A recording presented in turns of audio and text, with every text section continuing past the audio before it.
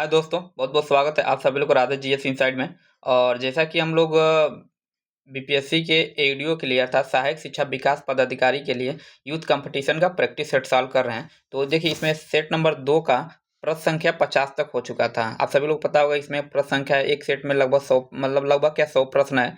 तो 50 तक हो गया था। आज हम लोग 50 से आगे 51 तक देखेंगे।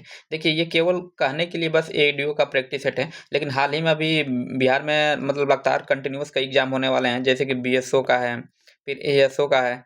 और आने वाले समय में 72 मतलब बीपीएससी 72 होगा ही। और उसके बाद से बिहार दरोगा है। ठीक। तो देखिए, जीएस तो सब में लगभग सेम ही रहता है। ठीक है। तो आने वाले समय में जितने भी एग्जाम है, तो ये जो प्रैक्टिस सेट है, ये ऐसा नहीं कि केवल एडीओ के लिए ही है। तो किसी भी एग्जाम के लिए मतलब किसी भी एग्जाम के लिए ये काफ़ी हेल्पफुल है। तो ज़्यादा देरी ना करते हुए शुरू करते हैं। और अभी तक आप लोग चैनल को सब्सक्राइब नहीं किए हैं तो सब्सक्राइब कर लीजिए, ताकि जब भी अगला वीडियो डाला जाए तो उसका नोटिफिकेशन आप लोग को मिल जाए। देखिए, प्रश्न संख्या 50 तक हो चुका था। आज हम लोग सेट नंबर 2 का 51 से प्रश्न देखेंगे। तो देखते हैं प्रश्न संख्या 51 क्या कह रहा है। तो देखिए, प्रश्न संख्या 51 सीधे हम लोग प्रश्न संख्या 51 से सॉल्व करते हैं। और इसको हम लोग थोड़ा जूम जूम कर लेते हैं। ठीक है। तो इसका कह रहा है कि निम्नलिखित में से भारत में मौलिक कर्तव्य कौन सा है। तो ऑप्शन ए कह रहा है न्यायपालिका से कार्यपालिका का पृथक्करण। तो ये सभी लोग पता होगा कि ये नीति निर्देशक सिद्धांतों के अंतर्गत आता है। तो ये हमारा आंसर नहीं होगा, क्योंकि पूछा है मौलिक कर्तव्य क्या है। अगला कह रहा है, बी कह रहा है कि हमारी मिली जुली संस्कृति की समृद्धि विरासत को संरक्षित करना व महत्व को प्रदान करना, मतलब महत्व प्रदान करना। तो देखिए, बी दिया है कि ऑप्शन बी जो है ना, ये मौलिक कर्तव्य से मतलब संबंधित है। तो और आगे हमें और मतलब ऑप्शन देखने की ज़रूरत नहीं है, चूँकि बी ऑप्शन ही मिल गया है। और थोड़ा-सा मौलिक कर्तव्य के बारे में देखें, तो मौलिक कर्तव्य आप सभी लोग को पता होगा, आर्टिकल 51 ए के तहत एक मतलब आर्टिकल 51 ए में इसको परिभाषित किया गया। और ये जो संविधान लागू हुआ उस समय संविधान नहीं, मतलब उस समय मूल संविधान में एक तरह से कहा जाए तो ये नहीं था। ये बाद में डॉक्टर किसके सॉरी हाँ, 1 मिनट। हाँ, ये डॉक्टर स्वर्ण सिंह समिति कौन? ये डॉक्टर स्वर्ण सिंह समिति की सिफारिश पर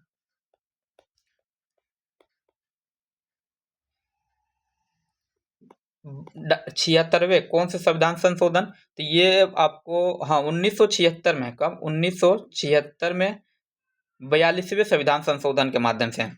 कौन सा संविधान संशोधन था? तो ये 42वां संविधान संशोधन था। और उसके माध्यम से ये मतलब मौलिक कर्तव्य को जोड़ा गया था। और इसमें ये देख मतलब जब ये मौलिक कर्तव्य जोड़ा गया था, तो उस समय मूल मतलब कितना 10 मौलिक कर्तव्य जोड़ा गया था। एक प्रश्न ये भी पूछता है कि स्वर्ण सिंह समिति ने कितने मौलिक कर्तव्य को जोड़ने की सिफारिश की थी। देखिए, ये जो स्वर्ण सिंह समिति है, कुल 8 मौलिक कर्तव्यों को जोड़ने की सिफारिश की। हालांकि जोड़ा केवल मतलब जोड़ा 10 गया था। तो और ये जो समिति थी 8 मतलब 8 कर्तव्यों को शामिल करने की सिफारिश की थी। मतलब ये जितने भी हमने फैक्ट बताई है, कहीं न कहीं एग्जाम में पूछा गया है। और वर्तमान में देखा जाए तो वर्तमान में कितने मौलिक कर्तव्य हैं? तो 11 हैं। कितने? वर्तमान में 11 मौलिक कर्तव्य हैं। और चूँकि 10 तो 42वें संविधान संशोधन से जोड़ा गया था, लेकिन एक 11वां जो मौलिक कर्तव्य है, आपको पता सभी लोग पता ही होगा कि ये 86वां संविधान संशोधन के माध्यम से जोड़ा गया था। और ये 2002 में जोड़ा गया था। कब? 2002 में। तो खैर, इसका जो ऑप्शन होगा ऑप्शन बी हो जाएगा। और अगला हम लोग प्रश्न देखते हैं, प्रश्न संख्या 52।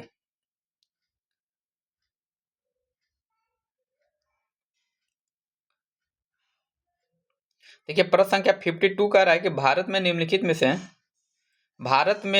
में से किसके अंतर्गत पंचायती राज प्रणाली की व्यवस्था की गई है? मौलिक अधिकार, मौलिक कर्तव्य, राज्य के नीति निर्देशक सिद्धांत या चुनाव आयोग अधिनियम।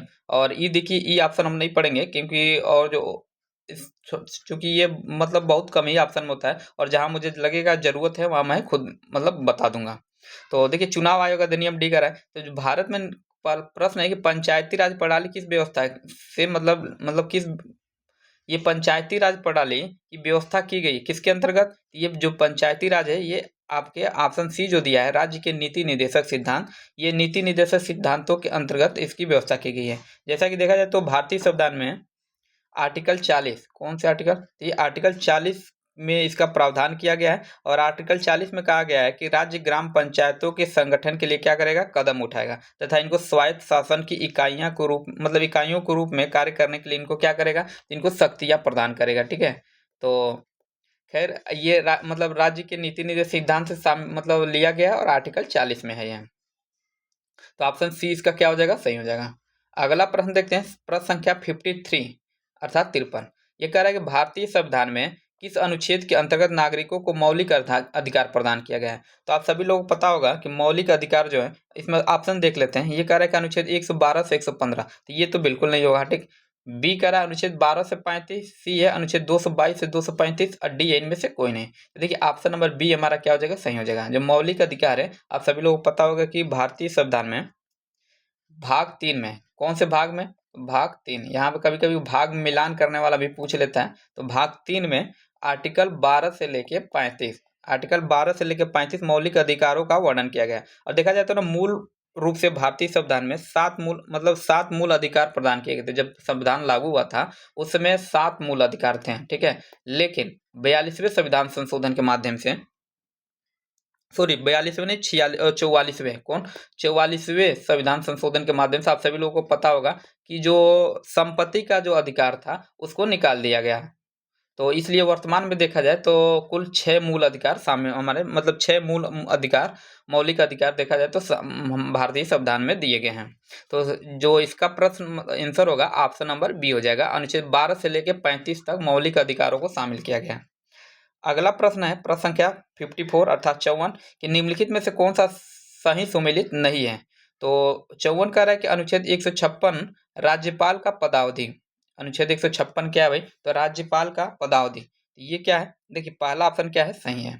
तो पूछा सुमेलित नहीं है, तो ये हमारा आंसर होगा नहीं। अनुच्छेद 153 क्या रहा है कि राज्यपाल का कार्यकाल, तो ये भी क्या है, सही है, तो ये भी हमारा आंसर नहीं होगा। अनुच्छेद 154 कह रहा है कि राज्यपाल का कार्यकारी प्राधिकार, ये भी क्या है, ये भी सही है, तो ये भी हमारा आंसर नहीं होगा। अनुच्छेद 155 कह रहा है कि राज्यपाल का हटाना, तो देखिए अनुच्छेद 155 के अंतर्गत राज्यपाल को हटाया नहीं जाता है, बल्कि राज्यपाल की क्या की जाती है, नियुक्ति की जाती है, ठीक। तो ये ऑप्शन क्या है, गलत दिया है, और गलत दिया तो ये हमारा ऑप्शन नंबर डी क्या हो जाएगा, सही हो जाएगा।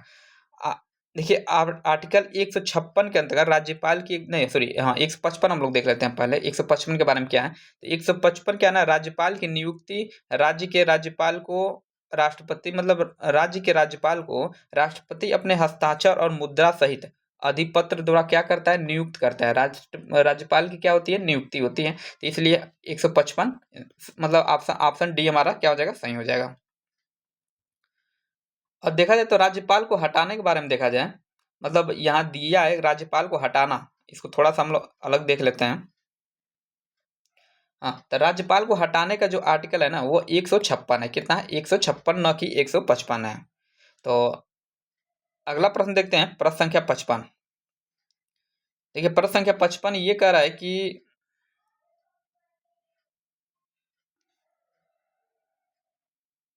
प्रश्न संख्या 55 ये है कि भारतीय संविधान का कौन सा भाग पंचायत राज व्यवस्था से संबंधित है।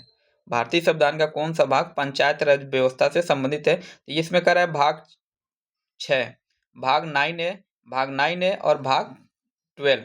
देखिए हमको लग रहा है कि इसमें 9A और 9A दो जगह दे दिया है, ठीक है। तो खैर आप लोग इसको थोड़ा अपने स्तर पे चेक कर लीजिएगा। संविधान के भाग 9 में 73वें संविधान संशोधन द्वारा पंचायती राज व्यवस्था को क्या है, शामिल किया गया। भाग 6 में देखा जाए ना, तो भाग 6 में राज्य को परिभाषित किया गया है। किसको, राज्य को परिभाषित किया गया है। 9A में तो नगर पालिका है, यहाँ पे शायद 9A, हाँ हाँ ठीक ठीक सही है, 9A नगर पालिका, लेकिन दो दो जगह 9A दे दिया है। तो इसको इसके वजह से थोड़ा इसमें कंफ्यूजिंग हो रहा है, थोड़ा आप लोग अपने स्तर पे चेक कर लीजिएगा। तो खैर हम लोग अगला प्रश्न देखते हैं, प्रश्न संख्या 57 सॉरी 56। ये 56 कह रहा है कि न्यायिक पुनरावलोकन का आंशिक निस्तारीकरण सिद्धांत भारतीय संविधान के किस अनुच्छेद से संबंधित है।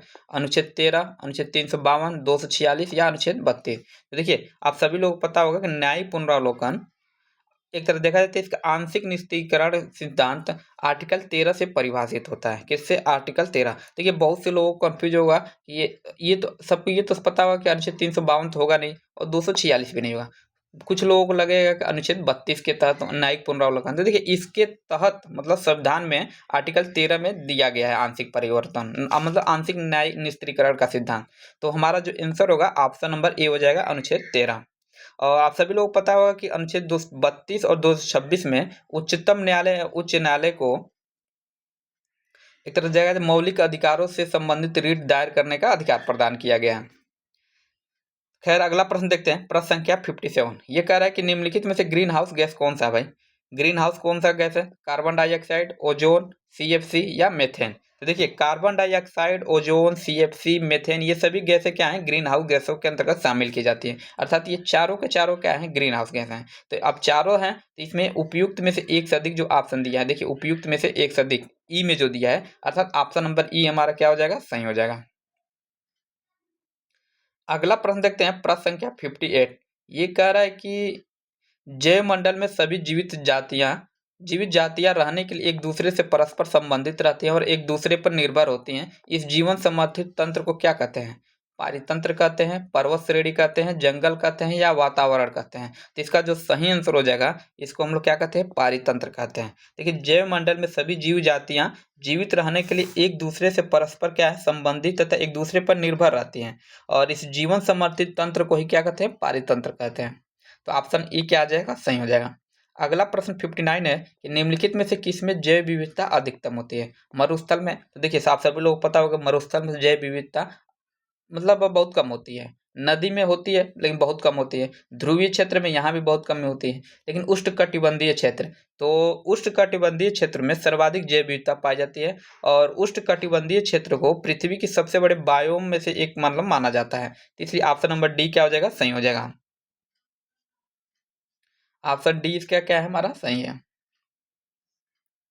अगला प्रश्न संख्या 60 है कि 10 कैप्टिव नल्स एशियाई विशालकाय कछुए मनोरिया एमिस मुख्य भूमि एशिया में सबसे बड़ी कछुआ प्रजातियों में से एक है और हाल ही में भारत के किस राष्ट्रीय उद्यान में छोड़े गए? हालांकि ये करंट अफेयर से क्वेश्चन था और सभी लोग पता है जो जो करंट अफेयर में चलता है उसी से संबंधित को जीएस से भी कभी कभी कुछ प्रश्न पूछ लेता है। तो पूछा है कि ये मतलब ये राष्ट्रीय उद्यान जो है क्या है? कैप्टिव मतलब हाँ, मोनोरिया एमिस ये है कहाँ पे भाई? तो नातांगकी राष्ट्रीय उद्यान, पेरियार राष्ट्रीय उद्यान, पेंच राष्ट्रीय उद्यान या कंचनजंगा राष्ट्रीय उद्यान? तो देखिए 10 कैप्टिव नस्ल एशियाई विशालकाय कछुए अर्थात मनोरिया एमिस मुख्य भूमि एशिया में सबसे बड़ी कछुओं की प्रजातियों में से एक है और भारत के ये क्या है ना कि नातांग की क्या है? ये नतांग की राष्ट्रीय उद्यान में इनको छोड़ा गया है अर्थात ऑप्शन नंबर ए क्या हो जाएगा? हमारा सही हो जाएगा। अगला प्रश्न देखें, प्रश्न संख्या 61 कह रहा है कि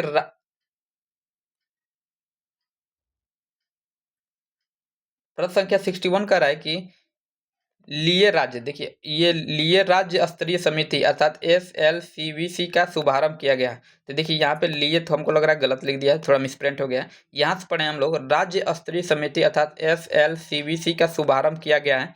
तो देखिए पहले तो हम जानेंगे SLCV है क्या भाई? तो ये क्या है ना कि ये एक तरह से देखा जाए तो SLCV है राज्य सर मतलब भारत ने मतलब तमिलनाडु राज्य सरकार ने कौन ये इस आंसर भी हम लोग इसका देख लेते हैं पहले ही। इसका जो आंसर हो जाएगा तमिलनाडु होगा, ठीक। और तमिलनाडु राज्य सरकार ने भारत में गीदों के संरक्षण के लिए, किसके लिए? तो ये गीदों के संरक्षण के लिए,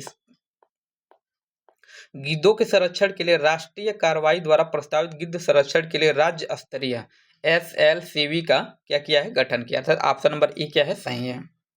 अगला प्रश्न है केरल की शांति घाटी साइलेंट वैली सुरक्षित है क्योंकि, मतलब केरल के जो साइलेंट वैली है इस क्यों सुरक्षित है?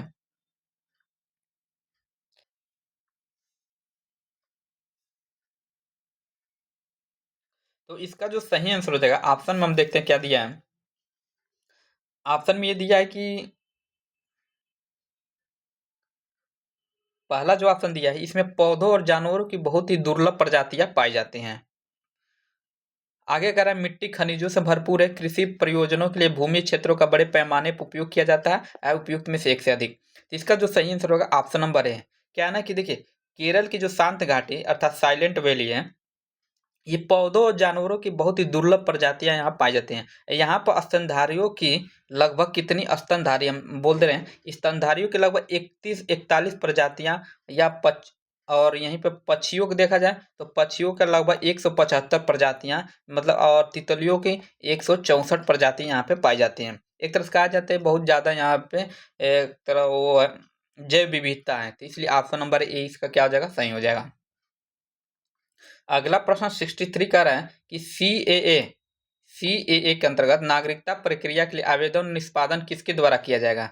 जनगणना विभाग द्वारा, डाक विभाग द्वारा, केंद्रीय सुरक्षा आईबी द्वारा या उपयुक्त में से एक से अधिक। देखिए कुछ ऐसे प्रश्न होते हैं ना कि ऑप्शन से ही हमारा क्या लगता है कि मतलब नहीं पता हो तब भी लगता है कि ये तो नहीं होगा, और ये मतलब हम लोग गलत प्रश्नों को काट के सही आंसर ला सकते हैं। तो इसमें कह रहा है डाक विभाग द्वारा, तो देखिए डाक विभाग द्वारा नागरिकता से कोई मतलब है ही नहीं, तो इसलिए ऑप्शन ये भी कैंसिल हो जाएगा। केंद्रीय सुरक्षा आईबी द्वारा, हालांकि थोड़ा बहुत ये संदेहास्पद प्रश्न मतलब ऑप्शन है, लेकिन ये भी थोड़ा सा मतलब सोचे तो ये नहीं होगा। क्यों नहीं होगा भाई?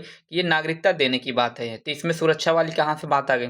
और नीचे दो दिया ऑप्शन, उपयुक्त में से एक से अधिक, उपयुक्त में से कोई नहीं, तो ये भी नहीं होगा। ऊपर बचा है जो जनगणना विभाग द्वारा।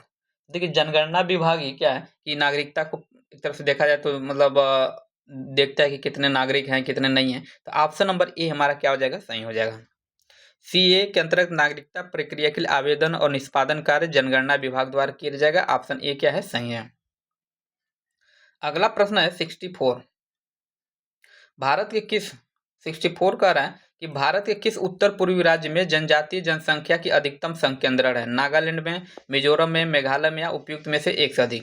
तो इसका जो सही आंसर हो जाएगा, देखिए ये पूछा है कि मतलब एक तरह देखा जाए तो ये जनगणना मतलब अभी जो जनगणना हाल ही में हुई है, मतलब हाल ही में क्या ही कहा जाए कि 15 साल हो गया 2011 की जनगणना, तो जो भी अभी प्रश्न पूछेगा ना 2011 के जनगणना के अनुसार होगा, जब तक 2026 में या 2027 तक जनगणना पूर्ण नहीं हो जाती है। तो देखिए भारतीय जनगणना के 2011 कब 2011 के अनुसार पूर्वोत्तर राज्यों में जनजातीय जनसंख्या का अधिकतम संकेंद्रण कहाँ पाया जाता है? मिजोरम में। कहाँ पे? मिजोरम। अर्थात ऑप्शन नंबर 20 का सही हो जाएगा। और यहाँ पे लगभग 94 दशमलव कितना? तो 94.4% है। ठीक है। और इसके बाद देखा जाए तो नागालैंड में आता है, और नागालैंड में कितना है? तो नागालैंड में 89.15% है। ठीक, तो इसलिए ऑप्शन नंबर बी हमारा क्या है? सही है। नेक्स्ट प्रश्न है 65। कह रहा है कि निम्नलिखित में से किस राज्य में नगरीकरण सर्वाधिक है? गोवा में, महाराष्ट्र में, कर्नाटक, उपयुक्त में से एक से अधिक। तो बहुत से लोगों को लगेगा कि महाराष्ट्र में मतलब नगरीकरण ज्यादा होगा, हालांकि वहां पे ज्यादा है, लेकिन सबसे ज्यादा की बात किया जाए तो इसमें जब गोवा होगा ना तो सबसे आंसर क्या होगा? गोवा होगा। देखिए गोवा राज्य में नगरीकरण सर्वाधिक है, और यहाँ पे लगभग कितना है? तो 62.17% यहाँ पे क्या है? यहाँ पे मतलब जनसंख्या जो है नगरीकरण में है। और गोवा की एक चीज बात के लिए और फेमस है, क्योंकि यहाँ पे गोवा में ही समान सिविल संहिता, मतलब एक समान, यहाँ पे मतलब आजादी से पहले ही जब पुर्तगाल यहाँ छोड़ के गए तो यहाँ तभी से ही एक समान सिविल संहिता यहाँ पे क्या है? लागू है। ठीक है, एक समान सिविल संहिता यहाँ पे लागू है, तो इसलिए ऑप्शन नंबर खैर जो पूछा है ऑप्शन नंबर ए इसका क्या हो जाएगा? सही हो जाएगा। प्रश्न संख्या 66 कह रहा है कि विश्व की छत किसे कहा जाता है? तिब्बत पठार, पामीर पठार, माउंट एवरेस्ट या हिंदुकुश पर्वत। तो इसका जो सही आंसर हो जाएगा पामीर पठार। देखिए पामीर पठार को विश्व की छत के रूप में संबोधित किया जाता है, और पामीर पठार का मतलब पामीर पठार, ये जो पामीर का जो पठार है ना, लगभग ये कितना है? तो 5000 मीटर है। कितना? 5000 मीटर है। ठीक है, और यह विश्व का सबसे ऊंचा पठार भी है, इसलिए ऑप्शन नंबर बी हमारा क्या है? सही है। अगला प्रश्न देखते हैं 67। ये कह रहा है कि दक्षिण अमेरिका में मध्य अक्षांशीय घास के मैदान को क्या कहा जाता है? प्रेरी, पंपास, वेल्ड या स्टेपिज। तो देखिए दक्षिण अमेरिका के एक देश है वहां पे अर्जेंटीना और उरुग्वे। तो अर्जेंटीना और उरुग्वे के मध्य में जो घास के मैदान को यहाँ पे जो है उसे हम लोग पंपास कहते हैं। क्या कहते हैं? पंपास। अर्थात ऑप्शन नंबर बी हमारा क्या है? सही है। और यहीं पे देखा जाए तो और थोड़ा सा और आगे देखें तो उत्तरी अमेरिका के कनाडा तथा संयुक्त राज्य अमेरिका में विस्तृत जो शीतोष्ण घास का मैदान है ना, उसको हम लोग प्रेरी कहते हैं। जो ऊपर वाला कनाडा और संयुक्त राज्य अमेरिका का जो ऊपर वाला हिस्सा है वहाँ उसको प्रेरी कहा जाता है। अर्थात ऑप्शन नंबर ए इसका क्या है? सही है। और आप थोड़ा सा ये बेल्ट के बारे में देख लें तो देखिए बेल्ट जो है ना ये अफ्रीका में है। स्टेपी मतलब बेल्ट जो है अफ्रीका में, कहाँ पे? तो बेल्ट अफ्रीका के लिए है, अफ्रीका का घास का मैदान है। और स्टेपिज कहाँ है भाई? तो स्टेपी यूरोप में। स्टेपी कहाँ है? तो यूरोप के घास का मैदान है। और एक प्रश्न और पूछता है मतलब इसी घास का मैदान में डाउन्स क्या होता है? डाउन्स। ठीक है, तो डाउन्स जो है ना ये ऑस्ट्रेलिया का घास का मैदान है। ठीक, ये ऑस्ट्रेलिया का है। खैर अगला अगला प्रश्न देखते हैं हम लोग 68 कह रहे हैं ब्राजील के पठार के पास के मैदान को कहते हैं पंपास, कंपोस, वेल्ड और डाउन्स। तो देखिए ब्राजील के पठार के पास के घास के मैदान को क्या कहते हैं? कंपोज कहते हैं। अर्थात ऑप्शन नंबर बी हमारा क्या है? सही है। और यह सवाना घास के मैदानों का एक क्या है? प्रकार है। और तो ऑप्शन नंबर बी हमारा क्या है? सही है। अगला प्रश्न है 69, प्रश्न संख्या 69। ये कह रहा है कि महासागरीय प्रॉपर्टी के मुख्य खनिज घटक क्या है भाई? सिलिका और एल्युमिनियम, सिलिका और निकिल, सिलिका और मैग्नीशियम, उपयुक्त में से एक से अधिक। तो देखिए महासागरीय किसी महासागर के ऊपरी परत को क्या कहते हैं? महासागरीय प्रॉपर्टी कहते हैं। पहले तो हम लोग जानेंगे महासागरीय प्रॉपर्टी क्या होता है। तो किसी महासागर के ऊपरी परत को, किसको? तो ऊपरी जो परत होती है ना, उसी को हम लोग क्या कहते हैं? ऊपरी परत को क्या कहते हैं? तो ऊपरी परत को हम लोग कहते हैं महासागरीय प्रॉपर्टी। ठीक। और महासागरीय प्रॉपर्टी में पाए जाने वाले मुख्य खनिज सिलिका और मैग्नीशियम है। सिलिका और मैग्नीशियम, अर्थात ऑप्शन नंबर सी हमारा क्या है? सही है। ठीक। अगला प्रश्न देखते हैं इसी में। प्रश्न संख्या 70 का है कि वायुमंडल अपनी अधिकतम ऊर्जा प्राप्त करती है दीर्घ पार्थिव विकिरण तरंगों से, लघु पार्थिव तरंगों से या सूर्य से। और आगे भी एक ऑप्शन दिया होगा, तो खैर जो इसका सही आंसर हो जाएगा ना, वायुमंडल अपनी जो अधिकतम ऊर्जा होती है ये दीर्घ पार्थिव विकिरण तरंगों से प्राप्त करती है। देखिए यहीं और जो पूछा होता है कि पृथ्वी अपनी अधिकतम ऊर्जा प्राप्त करती है, हालांकि इसमें एक से अधिक प्रश्न होता है क्योंकि सूर्य भी होता है और लघु पार्थिव विकिरण तरंग भी होता है। ठीक है। तो हालांकि इसमें वायुमंडल पूछा है, तो वायुमंडल जो ज़्यादातर गर्म होता है, जो ऊर्जा प्राप्त करता है, ये दीर्घ पार्थिव विकिरण से प्राप्त करता है। देखिए और दीर्घ पार्थिव विकिरण आता कहाँ से भाई? तो पृथ्वी को अपनी अधिकतम ऊर्जा कहाँ से प्राप्त होती है? तो ये पृथ्वी जो प्राप्त होता है ना, ये लघु तरंगों अर्थात ऑप्शन बी में जो दिया है, ये इससे पृथ्वी को प्राप्त करता है। और पृथ्वी क्या है ना, गर्म होने के बाद से एक खुद ही पिंड बन जाती है। और एक तरह से आप सभी लोग पता है, जो चीज़ें मतलब जो पदार्थ जितना ज़्यादा गर्म होता है, मतलब ज़्यादा गर्म होता है, जो एक तरह से ज़्यादा कहा जाए तो रेडिएशन निकलने लगता है, तो उससे जो तरंगे निकलती हैं ना, वो लघु तरंगे होती हैं। लेकिन जो थोड़ा कम गर्म होता है, उससे जो तरंगे निकलती हैं वो दीर्घ तरंगे होती हैं। तो पृथ्वी इतना गर्म नहीं होता है कि उससे लघु तरंगे निकलें, तो उससे पृथ्वी से जो क्या है ना, दीर्घ दीर्घ दीर्घ पार्थिव विकिरण निकलते हैं। और जो हमारा वायुमंडल है, ये लघु पार्थिव विकिरण तरंगों को क्या करता है? पास करने देता है, अर्थात चले जाने देता है, लेकिन दीर्घ पार्थिव विकिरण तरंगों को रोक लेता है। अब रोक लेगा तो भाई वहीं पर जब वायुमंडल में ही दीर्घ पार्थिव विकिरण रहेंगे तो गर्म तो करेंगे ही। तो इसके वजह से वायुमंडल जो सबसे ज्यादा गर्म होता है दीर्घ पार्थिव विकिरण तरंगों से ही होता है, अर्थात ऑप्शन नंबर ए इसका क्या है? सही है। आगे ऑप्शन देखने की जरूरत ही नहीं है। खैर इसी में अब अगला प्रश्न देखते हैं, प्रश्न संख्या 71। ये भी ज्योग्राफी से ही प्रश्न है। तो इसमें कह रहा है कि निम्नलिखित में से कौन सा विकल्प पृथ्वी की सतह से शुरू होकर वायुमंडल की परतों का सही क्रम है? क्षोभ मंडल, समताप मंडल, मध्य मंडल, ताप मंडल या बहिर्मंडल। क्षोभ मंडल, मध्य मंडल। देखिए सबसे पहले हम लोग इतना पढ़ने की जरूरत नहीं है, अब सभी लोग जानते हैं कि ये पृथ्वी मान लीजिए, तो जो सबसे पहला जो परत होता है ना, ये पहला परत होता है, क्या कहलाता है? ये क्षोभ मंडल कहलाता है। ठीक। ये एक मिनट, हाँ, मान लीजिए पृथ्वी तो जो पहला परत होता है, या सभी लोग पता है कि ये क्षोभ मंडल कहलाता है। इससे थोड़ा सा ऊपर जाएंगे, देखिए जितने भी आप सभी लोग पता है, क्षोभ मंडल से एक प्रश्न और पूछता है, जितने भी जो मौसमी घटनाएं होती हैं जैसे कि बादल चमकना, बारिश आना, ये सारी घटनाएं ना क्षोभ मंडल में ही घटित होती हैं। और क्षोभ मंडल की जो हाइट होती है लगभग 15 से 18 किलोमीटर होती है, 10 से 18 कह सकते हैं। और ये विषुवत रेखा पे सर्वाधिक होती है। हालांकि इसके विषुवत रेखा पे सर्वाधिक होने के कारण भी होते हैं, लेकिन वो बाद में हम लोग देखेंगे जहाँ जरूरत होगा। और ध्रुवों पर क्या होती है? कम होती है। ठीक है। तो खैर इसमें जो प्रश्न पूछा हम लोग आगे देखते हैं। क्षोभ मंडल के ऊपर क्या होता है? समताप मंडल होता है। क्षोभ मंडल के ऊपर समताप मंडल आता है। ठीक। और इसी समताप मंडल, आप सभी को पता होगा कि जो अल्ट्रा वायलेट किरणें आती हैं, इसी समताप मंडल में ओजोन लेयर के कारण जो समताप मंडल पाया जाता है ना, ओजोन लेयर में ओजोन लेयर पाया जाता है, ये समताप मंडल में ही पाया जाता है।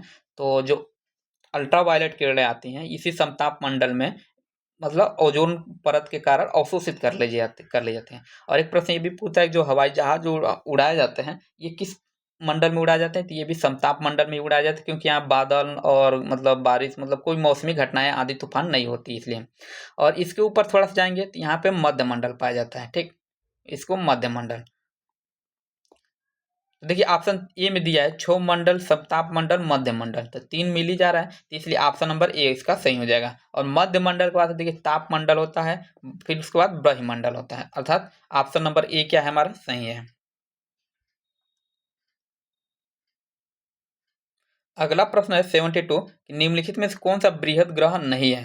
पूछा है कौन सा बृहद ग्रह नहीं है, मंगल, बृहस्पति, शनि या उपयुक्त में से एक से अधिक। तो देखिए सौरमंडल में आकार से देखा जाए तो बड़े से छोटे क्रम में देखा जाए तो 4 बड़े ग्रह हैं, सबसे मतलब बड़े से छोटे ग्रह में देखा है तो आप इसमें जो ऑप्शन बी दिया है बृहस्पति, बी में बृहस्पति दिया है, बृहस्पति है। उसके बाद कौन सा ग्रह आता है, शनि आता है, ठीक, उसके बाद शनि आता है, शनि के बाद से अरुण, सबसे बड़ा ग्रह कौन है, अरुण है। उसके बाद से बड़ा ग्रह कौन है, तो ये अरुण के बाद से क्या आता है, वरुण आता है, ठीक।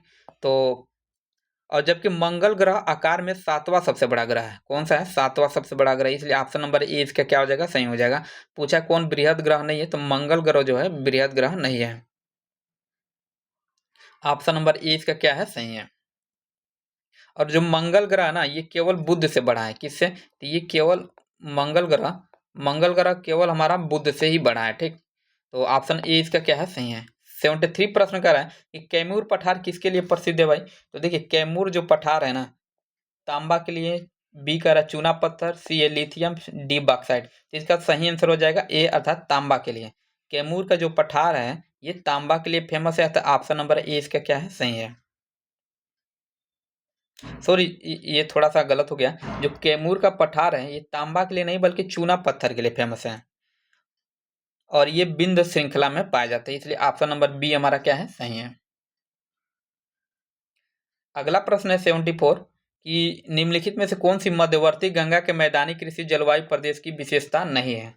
तो ये कह रहा है कि ऑप्शन ए कह रहा है यह पूछा कौन विशेषता नहीं है भाई, ठीक है। तो यह गंगा और उसकी सहायक नदियों के अपवाद क्षेत्र में स्थित है। देखिए तो ये तो विशेषता है ये। इसका 2 से अधिक राज्यों में विस्तार है, तो ये भी क्या है, ये भी विशेषता है। यहाँ प्रतिवर्ष 100 सेंटीमीटर से अधिक वर्षा होती है, तो ये भी क्या है, सही है। देखिए गंगा की जो मैदानी क्षेत्र में यहाँ प्रतिवर्ष लगभग 75 से लेके कितना 75 से लेके 150 तक बारिश होती है, ठीक है। तो ये भी क्या है, सही है। अब तीनों ऑप्शन सही हैं। तो देखिए ऑप्शन डी में दिया है उपयुक्त में से एक से अधिक, उपयुक्त में से कोई नहीं, तो ऑप्शन हमारा सही आंसर हो जाएगा उपयुक्त में से कोई नहीं। देखिए इसमें थोड़ा बहुत कंफ्यूज होता है कि उपयुक्त में से कोई क्यों नहीं होगा भाई, जब सारा है तो उपयुक्त में से एक से अधिक होना चाहिए ना। लेकिन ऊपर ऑप्शन में देखिए विशेषता नहीं है, हालांकि सभी विशेषता है, तो मतलब कोई भी इसमें गलत आंसर नहीं दिया, इसलिए उपयुक्त में से कोई नहीं, इसलिए ऑप्शन नंबर ई इसका क्या हो जाएगा, सही हो जाएगा। अगला प्रश्न 75 का रहा है जीटी टिवार्था, ट्रिवार्था कौन सा भारत में एम प्रकार की जलवायु का क्षेत्र कौन सा है। तो इस मेघालय का पठार, पश्चिमी तट या कोरोमंडल तटीय क्षेत्र या उपयुक्त में से एक से अधिक। तो इसका जो सही आंसर होगा ये पश्चिमी तट। देखिए ये जो एक अमेरिकी भूगोलवेत्ता थे ग्लेन, इनका पूरा नाम था क्या, ग्लेन जीटी कैसे क्या नाम था, ग्लेन थॉमस, क्या नाम था इनका, सॉरी यहाँ पे लिखता है, इनका पूरा नाम था ग्लेन थॉमस, ठीक, ग्लेन थॉमस ट्रिवार था। और इन्होंने 1966 में जलवायु वर्गीकरण प्रणाली को प्रस्तुत किया, और ट्रिवार्था के अनुसार दुनिया के 6 प्रमुख जलवायु क्षेत्रों में विभाजित किया। इन्होंने 6 प्रकार के जलवायु में विभाजित किया, उसी में एम जो प्रकार था ना ये भारत के पश्चिमी तटीय मैदान, अर्थात ऑप्शन नंबर बी हमारा क्या हो जाएगा, सही हो जाएगा। अगला प्रश्न 76 है ग्रीष्म के अंत में पूर्व मानसून वर्षा होती है, जो केरल और कर्नाटक के तटीय क्षेत्रों में एक सामान्य घटना है। इस स्थानीय रूप से किस नाम से जाना जाता है। देखिए ये कई बार प्रश्न पूछा जा चुका है। तो ये क्या है, मैंगो सावर्स। तो हिंदी में आप लोग पढ़े होंगे मैंगो सावर्स को एक नाम और हिंदी में कहा जाता है आम्र वर्षा, क्या बोला जाता है इसको, आम्र वर्षा, ठीक।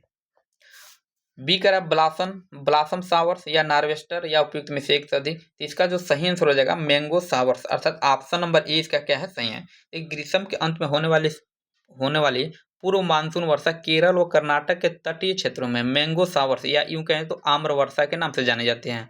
और इसी को असम में क्या कहा जाता है,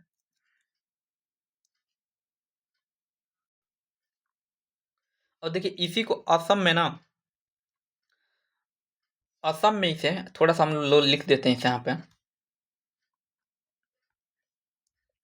इसी बारिश को मानसून पूर्व वर्षा को असम में क्या कहा जाता है? तो चाय वर्षा के नाम से जाना जाता है, यहाँ पे चाय वर्षा। ठीक है। और बंगाल में इसको किसके नाम से जाना जाता है? तो काल बैसाखी। बंगाल में किसके नाम से? तो इसको काल बैसाखी के नाम से जाना जाता है। बंगाल में इसको काल बैसाखी के नाम से जाना जाता है। और कर्नाटक में इसको काफी वर्षा। कर्नाटक में क्या, किस नाम से? देखिए, कर्नाटक में इसको हम लोग कहते हैं क्या? काफी वर्षा। ठीक। तो खैर, इसका ऑप्शन नंबर ए इसका क्या है? सही है। अगला प्रश्न देखते हैं हम लोग। प्रश्न संख्या 77 कह रहा है कि भारत देश में अधिकतम अंतर्राष्ट्रीय सीमा है। भारत देश की अधिकतम अंतर्राष्ट्रीय सीमा किसके साथ? पाकिस्तान के साथ, नेपाल के साथ, बांग्लादेश या उपयुक्त में से एक से अधिक। तो इसका जो सही आंसर हो जाएगा बांग्लादेश के साथ। ये मतलब मैप देखे होंगे या किसी भी नोट्स में देखे होंगे, तो सबसे ज्यादा बांग्लादेश के साथ ही भारत की सीमा है। और अधिकतम सीमा है। और कुल देखा जाए ना तो लगभग बांग्लादेश के साथ लगभग 4096 किमी। कितना? तो 4096 किमी।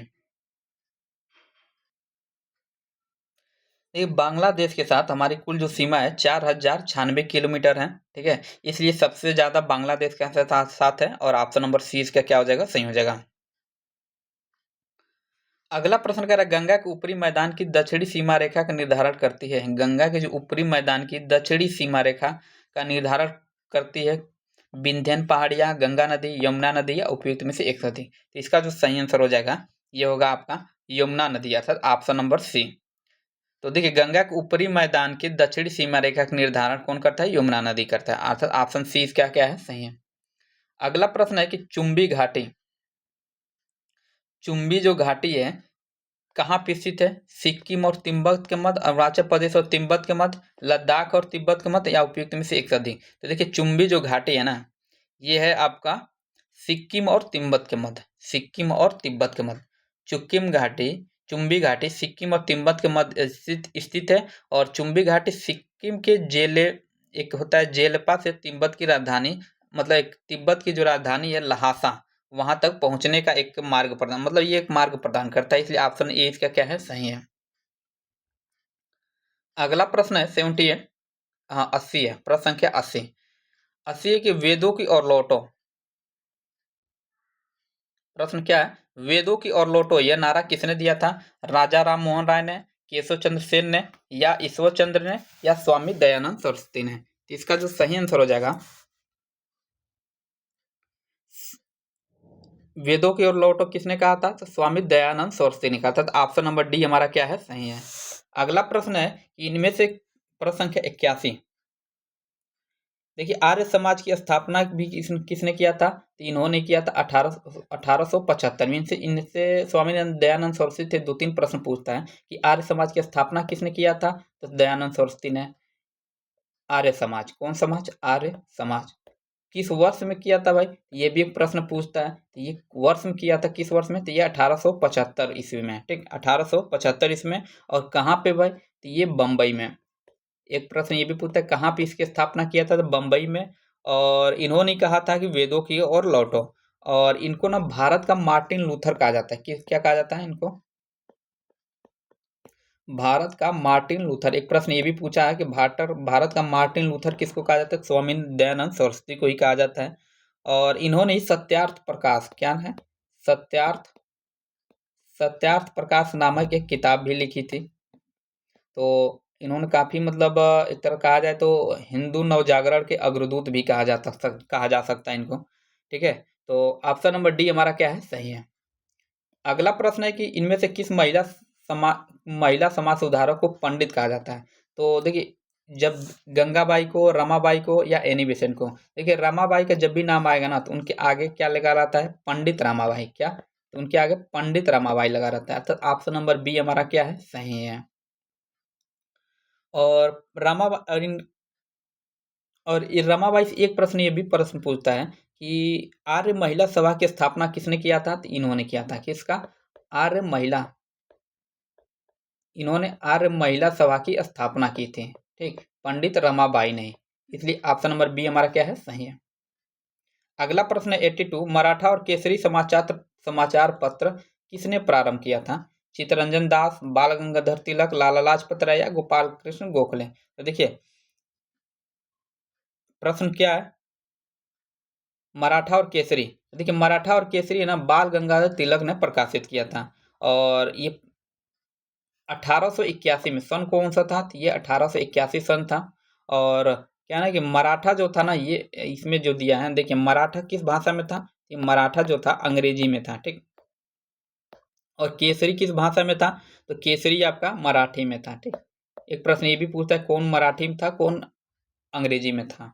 तो इसकी जो इस समाचार पत्र का प्रारंभ किया था बाल गंगाधर तिलक ने 1881 में। मराठा अंग्रेजी भाषा में था, केसरी मराठी भाषा में था। ऑप्शन नंबर बी हमारा सही है। अगला प्रश्न है वंदे मातरम किस पुस्तक से लिया गया भाई? तो वंदे मातरम पुस्तक जो लिया है, ऑप्शन है दे रहा आनंद मठ, गीतांजलि, भारत भारती, कामायनी। तो देखिए इसका जो सही आंसर हो जाएगा आनंद मठ से लिया गया है। वंदे मातरम जो है आनंद मठ से लिया गया। और ये वंदे मातरम गीत के रचनाकार कौन है? तो ये हैं बंकिम चंद्र चट्टोपाध्याय। कौन है? बंकिम चंद्र चट्टोपाध्याय। और इन्हीं की जो एक उपन्यास थी आनंद मठ, उन्हीं में से ये वंदे मातरम लिया गया। नेक्स्ट प्रश्न है सत्यार्थ प्रकाश किससे संबंधित? देखिए ऊपर हम लोग ने देखा ही था और यहीं से प्रश्न पूछ लिया है। तो देखिए सत्यार्थ प्रकाश है ना, क्या दिया? आर्य समाज, मतलब सत्यार्थ प्रकाश किससे संबंधित है, कौन से समाज से संबंधित है? तो आप सभी लोग पता हो कि सत्यार्थ प्रकाश की मतलब लिखा किसने था? तो ये ऊपर हम लोग देखे थे दयानंद सरस्वती ने। किसने?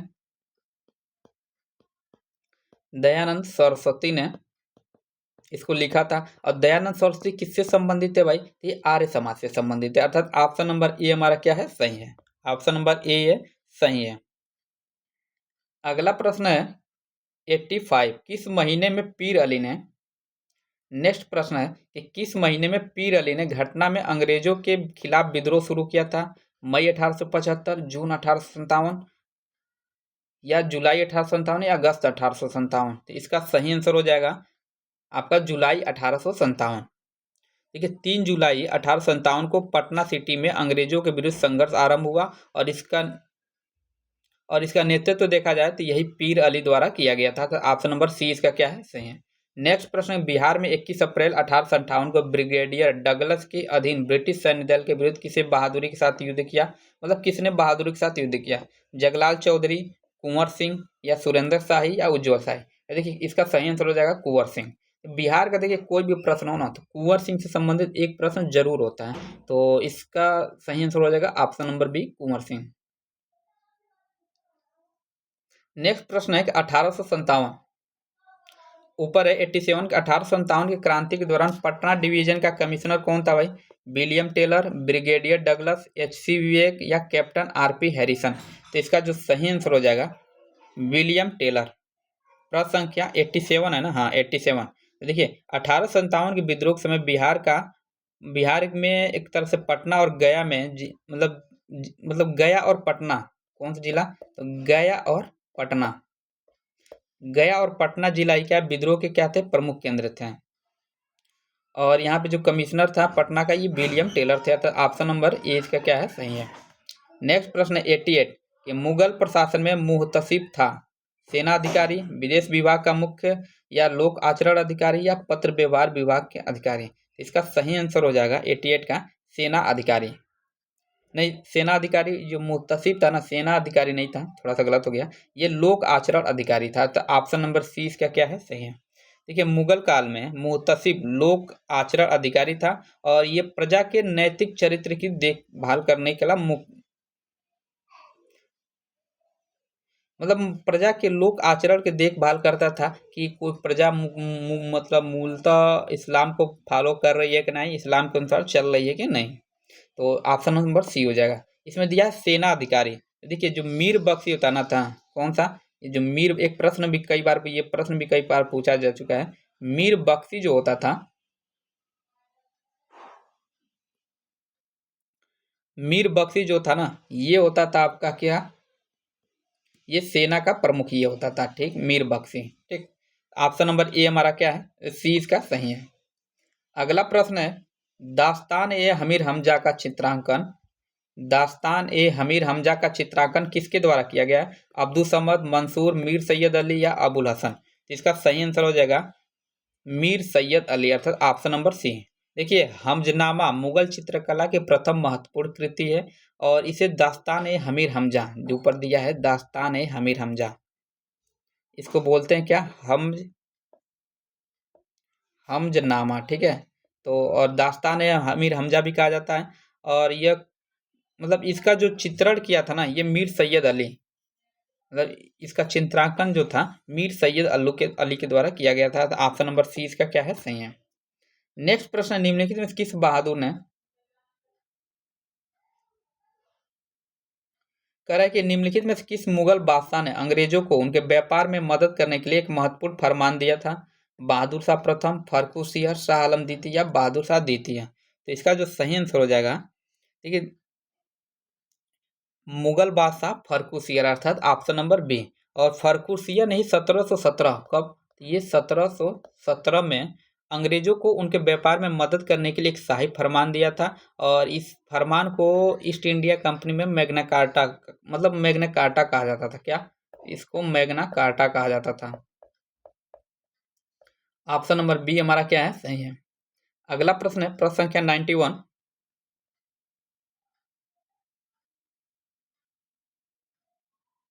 अच्छा, इधर है, ठीक।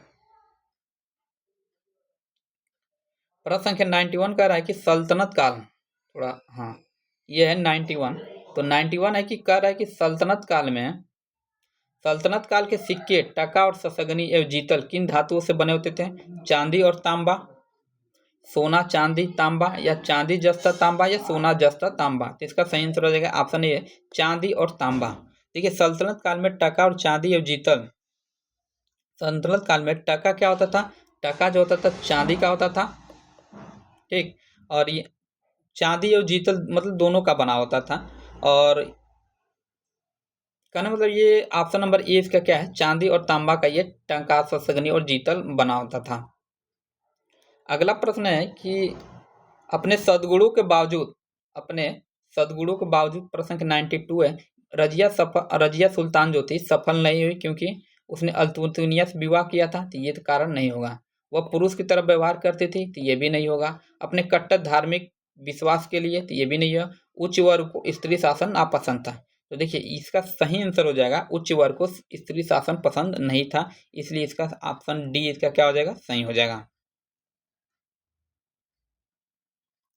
Option number D. देखिए, उच्च वर्ग को या किसी भी वर्ग को ये हमेशा से नापसंद रहा है कि महिला उन पे शासन करें।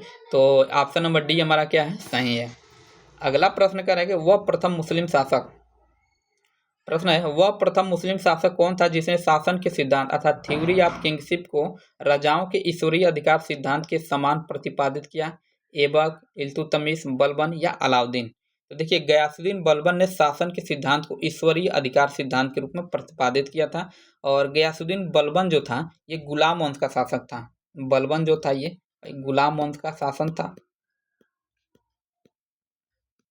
ये गुलाम वंश का शासक था। और ये कब से कब तक शासक रहा? ये 1265 से लेके 1287, कब? 1287 तक इसने शासन किया था, अर्थात ऑप्शन नंबर सी क्या है? सही है। नेक्स्ट प्रश्न है कि प्रथम तराइन युद्ध में पृथ्वीराज चौहान ने किसको पराजित किया था भाई?